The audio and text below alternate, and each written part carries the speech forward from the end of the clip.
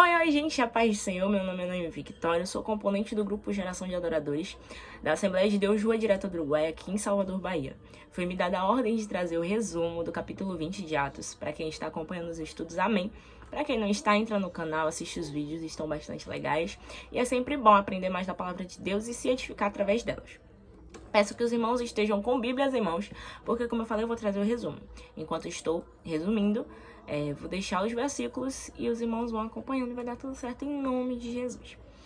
Do 1 ao 2, diz assim: havendo andado por aquelas terras e exortando com muitas palavras, veio a Grécia. O termo exortando pode ter vários significados. Vou deixar dois aqui, que é repreender e consolar. A exortação inclui instrução, súplica, apoio, advertência e correção. O povo precisava saber que Deus tinha algo a dizer a eles, e fez isso de várias maneiras. Paulo não trouxe apenas palavras doces e suaves. Ele disse tudo que o povo precisava ouvir, tanto palavras duras quanto palavras, gentis. Como sempre, a palavra às vezes vai massagear nosso ego, mas às vezes não vai. E a gente precisa aprender que mesmo que doa é para nosso bem, é pra gente aprender, porque assim, às vezes a gente quer ouvir o que a gente quer, né? Mas às vezes o que a gente quer não é o que Deus quer falar, então a gente prefere, eu prefiro, no meu caso, dar ouvido à palavra de Deus. Vai doer um pouquinho, vai chorar um pouquinho, mas depois tudo fica bem, porque Deus no barco, como não fica? Amém? Do 3 ao 6 diz assim: determinou voltar à Macedônia, e era comum vários navios de peregrinos judeus partirem da Síria a fim de levá-los para celebrar a Páscoa. A intenção de Paulo era partir um desses navios, mas depois que tramaram contra a sua vida, ele decidiu celebrar a Páscoa com seus amigos em Filipos. Seria fácil para os inimigos de Paulo fazer com que ele sumisse do navio e ninguém nunca mais ouvisse falar dele. Mas Paulo era muito sensível à voz do Espírito Santo, tanto em sua vida quanto em seu ministério. Às vezes o Espírito Santo colocava-o em situações difíceis e outras vezes o livrava de tais situações. Como eu falei, às vezes Deus nos leva para um cenário que a gente fica, meu Deus, eu não aguento mais. Mas se ele colocou a gente lá, ele vai, obviamente, tirar. E se ele deixou a gente ali, é pra gente aprender. E pra lá na frente a gente lidar com situações maiores. Ou então ajudar pessoas que estão passando por tais situações. O 7 diz assim: o primeiro dia da semana era domingo. As pessoas reuniam-se para adorar a Deus nesse dia, pela razão que nós fazemos hoje, comemorar o dia da ressurreição de Jesus Cristo. Os cristãos judeus continuaram a celebrar o sábado, O livro de Hebreus diz que Cristo é a obra que ele completou. E a obra que ele completou, no caso, é o nosso sábado. O nosso repouso, que se encontra em Hebreus, no capítulo 4, versículo do 8 ao 10. Partir o pão é o objetivo principal da nossa reunião, chamada Santa Ceia. Do 8 ao 12. Já que havia muitas luzes no cenáculo, é bem provável que fosse um recinto abafado e quente. Não é de se estranhar que o Eutico não tinha conseguido ficar acordado. Do 13 ao 16. Indo ele por terra. Lucas e os outros deixaram Troade e foram para Assos, quase 50 quilômetros ao sul, indo pelo mar.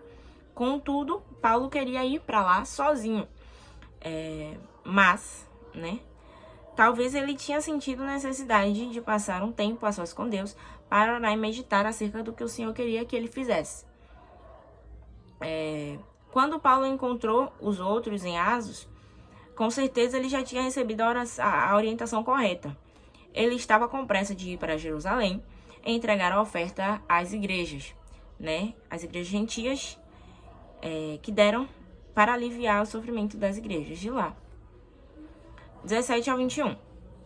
A palavra grega traduzida por anciões é presbíteros, um termo emprestado da sinagoga judaica que se refere àqueles que eram respeitados como líderes de uma determinada sociedade. No capítulo 28 de Atos, que breve vai ter resumo aqui, mas já adiantando, os anciões também eram chamados de bispos, que também é traduzido lá em Tito, no capítulo 1, versículo 7, os termos que parecem variar no Novo Testamento. Do 22 ao 23. Alguns dizem que Paulo não fez a vontade de Deus ao ir para Jerusalém, depois de saber que lá passaria por prisões e outras tribulações, né? Depois de saber que passaria por lá. No entanto, não haveria prova alguma que Paulo tenha desobedecido. Ao contrário, Jesus mesmo revelou que essa viagem fazia parte da sua boa e perfeita vontade, porque sabemos que a vontade de Deus é boa, perfeita e agradável. Em Atos 23, 11, que vai ter resumo também, mas já adiantando. Quando Paulo estava preso em Jerusalém, Jesus apareceu e falou com ele para encorajá-lo. O Senhor explicou-lhe que, assim como tinha testificado fielmente da causa de Cristo em Jerusalém, também o faria em Roma. Não houve repreensão pelo que Paulo fez. Ao contrário, somente confirmação do testemunho que Jesus Cristo que ele daria em Jerusalém. 24. Paulo não se apegava a mais nada nesta vida. Ele só queria ter descanso no reino de Deus e ser honrado por Cristo, não importando o que lhe custasse, né? Que me falte tudo menos a presença. 25 ao 28. O sangue do Filho de Deus e que foi derramado pelos nossos pecados. Sabemos que foi por mim, foi por você, foi por nós, o alto preço de Jesus na cruz, né? É bom sempre ressaltar isso, gente, porque às vezes esquecemos, né, do que Jesus fez e reclamamos, murmuramos, questionamos. Mas lembre-se, foi pela gente. 29 ao 30. Há sempre duas ameaças à igreja, né? Uma externa e a outra interna. Os ímpios são a perigosa ameaça externa. E os soberbos e os que servem somente aos seus próprios interesses são uma ameaça interna. Lembrando, estamos rodeados de testemunhas e muitas delas apontam, né, estão ali para apontar o dedo. Então, fiquem em vigilância aos seus atos, porque às vezes podem falar e aumentar e às vezes não pode ter feito nada, mas estão ali apontando. Então, em nome de Jesus, fica na tua. 31 ao 34. Vigiai. É o mesmo aviso dado em Pedro, né, por Pedro, em capítulo 5, do versículo 8 de 1 Pedro. Os anciões deviam cuidar do rebanho, ensinando e cuidando deles. O 35 diz assim: essas palavras de Jesus não são encontradas nos evangelhos, mas foram escritas por aqui, pelo Paulo, né, ao recebê-las de Deus. 36 ao 38.